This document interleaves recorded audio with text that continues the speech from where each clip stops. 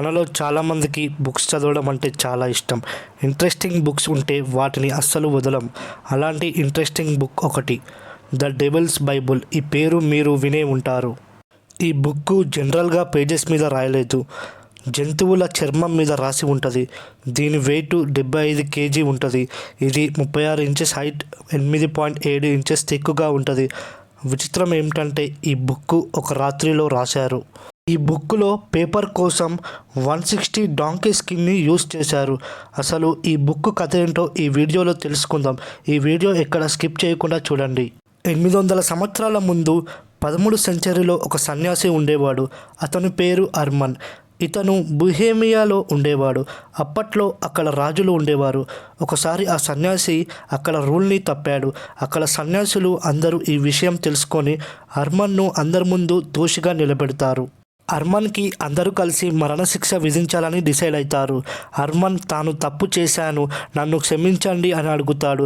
కానీ అక్కడ ఎవ్వరూ వినలేదు. ఇంకా తప్పక ఒక అసాధ్యమైన పనిని చేస్తా అని చెప్తాడు. అదేంటంటే ప్రపంచంలోనే ఎవ్వరూ రాయలేని ఒక బుక్ రాస్తా, అది మనుషులకు చాలా ఉపయోగపడుతుందని అన్నాడు. పైగా ఈ బుక్కుని నేను ఒక్క రాత్రిలో రాస్తా అని కూడా చెప్తాడు. మిగతా సన్యాసులు అందరూ చర్చించుకున్నారు. సరే, నువ్వు వెళ్ళి తెల్లవారేసరికి ఆ బుక్ రాసి చూపిస్తే నిన్ను క్షమించి వదిలేస్తామని చెప్తారు. వెంటనే అప్పటి నుండి అర్మన్ బుక్ రాయడం స్టార్ట్ చేస్తాడు. సగం పుస్తకం రాసేసరికి తనకు అర్థమైంది ఆ నైట్ ఎంత కూర్చున్నా బుక్ కంప్లీట్ చేయలేను అని. ఇంకా ఏం చేయాలో తెలియక డెవిల్ని పిలవడం స్టార్ట్ చేస్తాడు. ఒక పూజ స్టార్ట్ చేస్తాడు. ఆ పూజలో అర్మన్ సైతాన్ని పిలవడం స్టార్ట్ చేస్తాడు. అర్మన్ సన్యాసి అవ్వడం వల్ల పెద్దగా కష్టపడకుండానే సైతాన్ వచ్చారు. నేను ఈ బుక్ రేపు మార్నింగ్ కల్లా ఫినిష్ చేయాలి, దానికి నాకు మీ హెల్ప్ కావాలని సైతాన్ని అర్మన్ అడుగుతాడు. సరే, నేను కంప్లీట్ చేస్తాను, కానీ దానికి బదులుగా నాకేమిస్తావని సైతాన్ అడుగుతుంది. నీ దగ్గర నాకు ఇవ్వడానికి ఏమీ లేదు అని అర్మన్ అంటాడు. లేదు, నీ దగ్గర ఒకటి ఉంది అని సైతాన్ అంటుంది. ఏంటి అని అర్మన్ అనగానే నీ ఆత్మ అని సైతాన్ రిప్లై ఇస్తుంది. సరే, ఇంకా వేరే దారి లేక అర్మన్ దానికి ఒప్పుకుంటాడు. ఇద్దరి మధ్య ఒప్పందం కుదిరింది. నెమ్మదిగా అర్మన్ నిద్రపోతాడు. నెక్స్ట్ డే మార్నింగ్ లేచి చూసేసరికి బుక్ కంప్లీట్ చేసి ఉంటుంది. అది కూడా 300 పేజెస్ రాసి ఉంటుంది. అర్మన్ దాన్ని చూసి చాలా హ్యాపీగా ఫీల్ అవుతాడు. సన్యాసుల సంఘం వచ్చి ఆ బుక్ని చూసి షాక్ అవుతారు. ఒక్క రాత్రిలో ఇంత పెద్ద బుక్ ఎలా రాశాడు అని. బుక్ ఓపెన్ చేయగానే ఫస్ట్ పేజీ సైతాన్ బొమ్మ ఉంటుంది.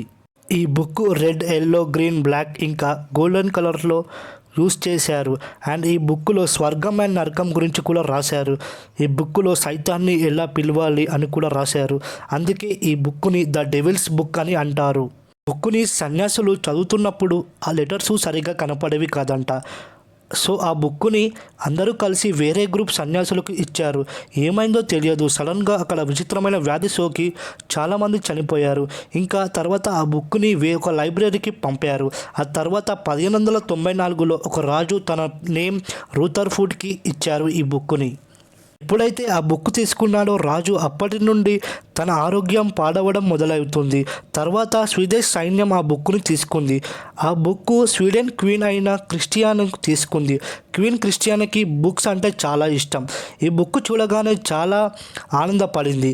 ఇంత పెద్ద బుక్ నేను ఎప్పుడు చూడలేదు అని తన ఫేవరెట్ బుక్లో పెట్టుకుంది.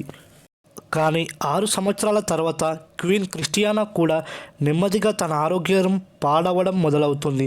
అందుకే తాను స్వీడన్ వదిలేసి రోమియోకి వెళ్ళిపోతుంది.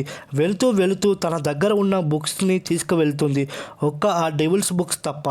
క్వీన్ క్రిస్టియానాకి ఆ బుక్ వదిలేశాక ఆ బుక్ స్టోక్ హోమ్లోకి ఒక నేషనల్ లైబ్రరీలో పెట్టారు.